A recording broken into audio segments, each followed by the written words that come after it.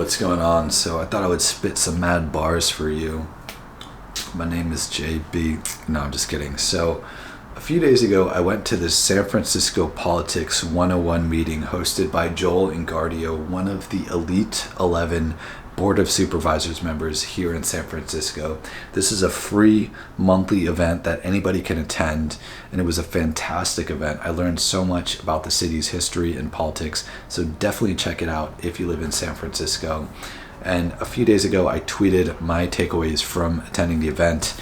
It got a bit of attention, so I thought I would make a video version of what I learned. And everything I'm about to say solely reflect my own views, not that of the presenter or anybody else. So let's get into it. So it's clear that San Francisco is, to say the least, poorly managed, and it feels like the city has been driven into the ground almost deliberately. You've got this rampant open drug problem where you've just got people passed out on fentanyl everywhere. Downtown resembles zombie land. You had over 800 fentanyl overdose deaths last year in the city. That's more than 2 per day. And it's just all out there in the open. And it's like people killing themselves on the streets in public, and the city doesn't do anything about it. You got the rampant homelessness problem. I mean, even just on my way to the event, the sidewalk nearby had so many tents and homeless people and junk everywhere on the sidewalks that you could not walk through the sidewalk. You had to walk on the street to pass by. And then you have the rampant crime problem with car break-ins, shoplifting, theft.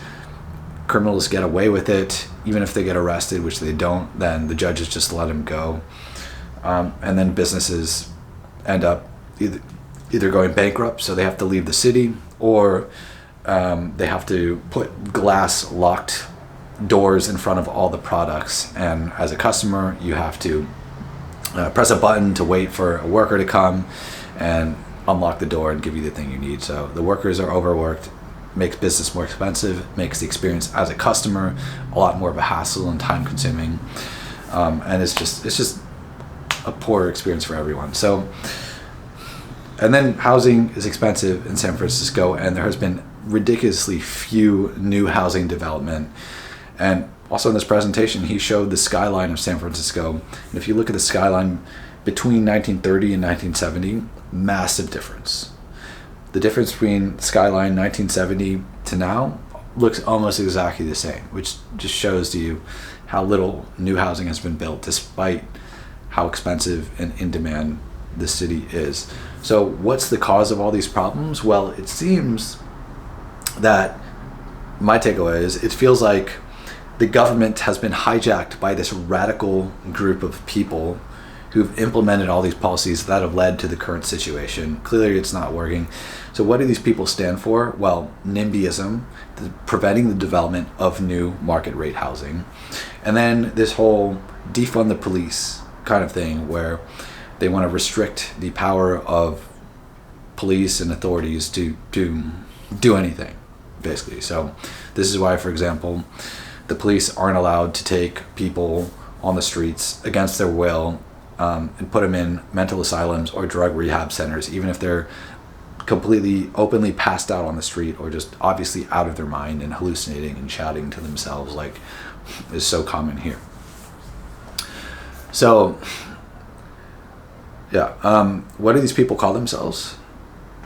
They call themselves progressive Democrats, but there is nothing progressive about them. They've hijacked this label progressive to make them sound cooler than what they are, but there is nothing progressive about preventing the building of new housing and defunding the police. Progressive politics is like the Nordic model, where you tax the rich and give it to the poor, where you have universal health care, free education for all, generous safety net. That's what most people associate with progressive politics.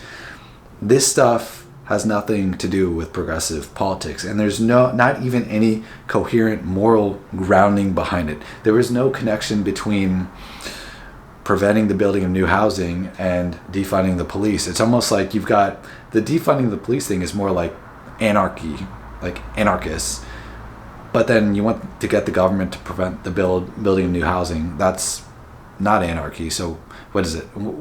These people, what do we call them? Like anarchist NIMBYs? Honestly, that's a more accurate name than progressives. So Yeah. So in order to fix this situation, essentially we need to change the people in government to be more of the sane type and less of the anarchist NIMBYs, so-called self-proclaimed progressives. So Joel seems to be pretty sane from meeting him, and he said that they need he needs two or three more members on the board of supervisors in order to be able to really make a difference, because again, there are 11 board of supervisors members. You need 6 to be able to get anything done. Right now they're dominated by these radical progressives or anarchist NIMBYs. So he needs more moderate Democrats or sane people to change the situation, allow the police, increase the police and allow the police to be able to actually do their jobs and take these people off the streets and get them the help they need. And then also, so what we can do about it is we can vote for better Board of Supervisors members. We can vote for better judges. And there are a lot of elections coming up. So yeah, let's vote well. And so, yeah, that was my main takeaway. And some other interesting facts I learned. I didn't realize that there used to be a double-decker highway in front of the Ferry building. And the demolition of that highway only won by one vote. So a single vote decided that. I mean, that highway looks hideous, and now there's no highway there, and it's a nice open area by the water, and like, it's not that nice, but I mean, it's definitely a hell of a lot nicer than if there were a highway there. And it's amazing that all of that was because of one vote. That one vote decided the next 50 years of what the city looks like, or 50 years plus, right?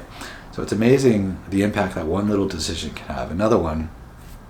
So in the 1950s and 60s, there was this neighborhood, the Fillmore district, which was called the Harlem of the West. It was famous for its jazz music, African American culture, and then right near there was Japantown.